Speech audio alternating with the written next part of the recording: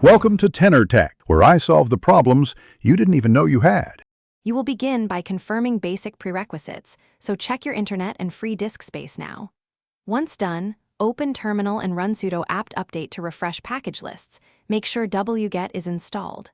Next, download the official deb installer with wget, or choose the download action in Software Center. This gives a signed package and lets Ubuntu manage updates. This first step moves the file to your downloads folder, so pause here only until the deb finishes downloading. Next, install the package. In terminal, type sudo dpkg i_downloads/Google Chrome *, deb, and press enter.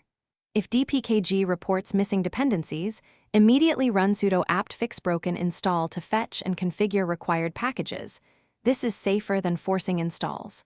Once Chrome is installed, add the Google apt repository so Chrome receives updates automatically. Use the provided deb or add the key to trusted GPG. Finally, launch Chrome from your app menu or run Google Chrome in terminal. You should see the first run prompts allowing sign in and sync. Use this to restore bookmarks and passwords.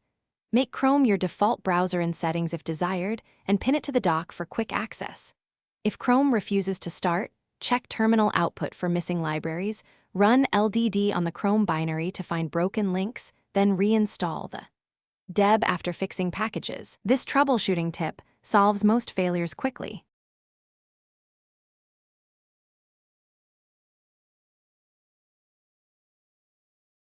Thanks for watching. Subscribe to keep your life in tune.